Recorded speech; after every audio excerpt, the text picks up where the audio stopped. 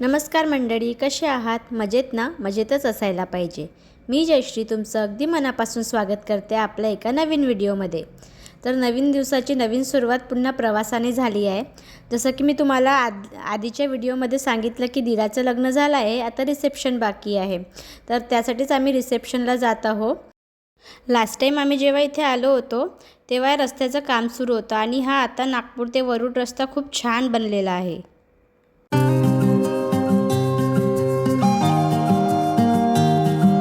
रस्त्यात काटोल तालुक्यात पारटशिंगा हे गाव आहे. तिथे सतीमाईचे मंदिर आहे. या रूटने जाताना नेहमी आम्ही या मंदिरात आवर्जून दर्शन घेतो.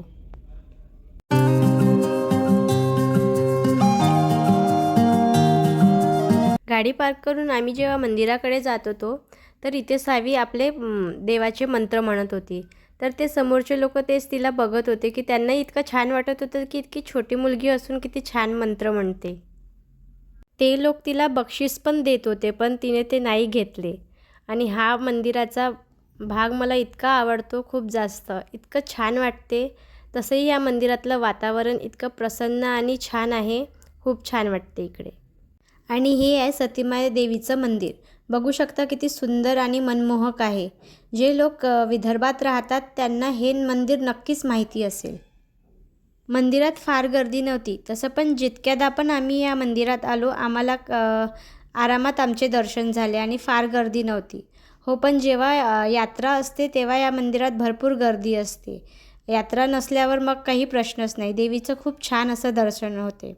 त्यानंतर आम्ही थोडा वेळ तिथे मंदिरात बसलो, छान दर्शन घेतले आणि मग बाहेर निघालो. तर सावीचं होतं की मला त्या गाडीत बसायचं आहे. तिथे लहान मुलांसाठी गाड्या ठेवल्या होत्या. तर मग त्यात तिला थोडा वेळ बसवलं आणि मग आम्ही आमच्या पुढच्या प्रवासाला निघालो. वरुड हे अमरावती जिल्ह्यात येते आणि या साईडला पूर्ण संत्र्याची शेती केली जाते. त्यामुळे जिकडे तिकडे तुम्हाला इथे संत्र्याचे बगीचे पाहायला मिळतील.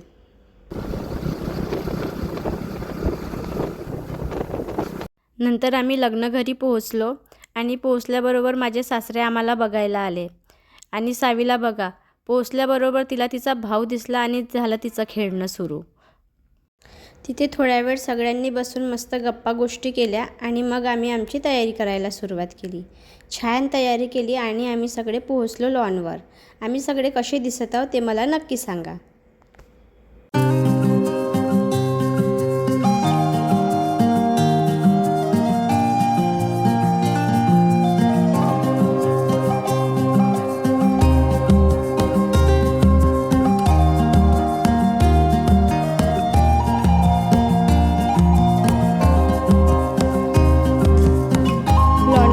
नवरी नवरदेवाला छान विश केलं आणि मग थोडं फॅमिलीसोबत फोटो वगैरे काढले आणि त्यानंतर मग आम्ही सगळे शेवटी जेवण करायला बसलो. जेवण आटोपलं आणि मग आम्ही घरी आलो.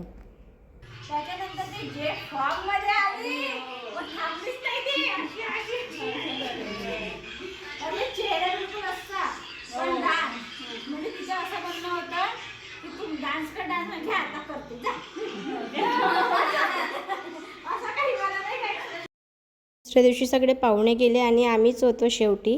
छान गप्पा गोष्टी आमच्या रंगल्या आणि त्यानंतर मग आम्ही नागपूरला यायला निघालो, कारण की त्या दिवशीची महाशिवरात्री होती. त्या दिवशी आम्हाला घरी यायला संध्याकाळच झाली. हा महाशिवरात्रीच्या दुसऱ्या दिवशीचा व्हिडिओ आहे. हा व्हिडिओ टाकायला थोडा उशीरच झाला. आमच्याकडे महाशिवरात्रीच्या दुसऱ्या दिवशी पाचपावलीची पूजा असते, त्याचीच माझी तयारी इथे चालू होती. अर्धा स्वयंपाक झाला होता आणि पूजासाठी मी इथे पुऱ्या आणि वडे तयार करत होती आणि बाहेर माझ्या सासूबाई पूजेची तयारी करत होत्या. दोघी असल्या की काम करायला पण सोपे होते. एक जण एक काम करते आणि दुसरं काम सांभाळते.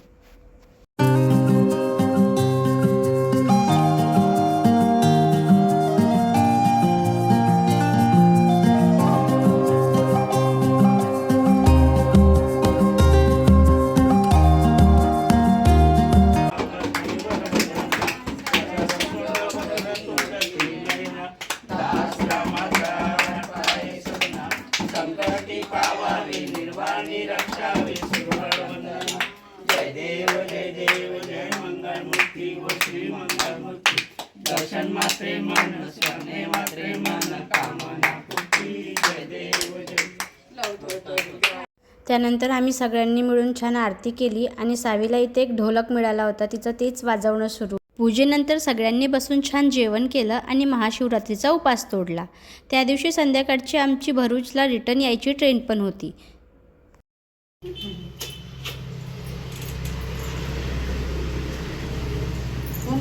Railway station. बॅग इकडे घेऊन घे, इथे बसेल. हो हो ये. OTP सांगा. 9446. 2 दिवसांनी सावी बाय. रेल्वे स्टेशन आहे. हो हो बरं. तर आम्ही स्टेशनला जायला निघालो. सावीची तर अजिबात इच्छा नव्हती रिटर्न यायची, कारण की तिला तिथे कसं छान खेळायला मिळते. मुलांना अजून काय पाहिजे, बाहेर कसं तिला तिचे तेवढे मित्र आहे नाही, तेवढ्या ओळखी राहत नाही, तर खेळायला कोणी सोबत राहत नाही. त्यामुळे तिला तिथे खूप छान वाटत होतं. मध्ये बसल्यावर तर ती खूपच रडली. चला असो, हे 8-10 दिवस कसे गेले माहितीच नाही पडले आणि आमची परत जायची पण वेळ आली. चला तर हा छोटासा व्हिडिओ मी इथेच संपवते. जर तुम्हाला व्हिडिओ आवडला असेल तर व्हिडिओला लाईक करा, शेअर करा आणि आपल्या चॅनलला सबस्क्राईब करा. भेटूया पुढच्या व्हिडिओमध्ये. बाय.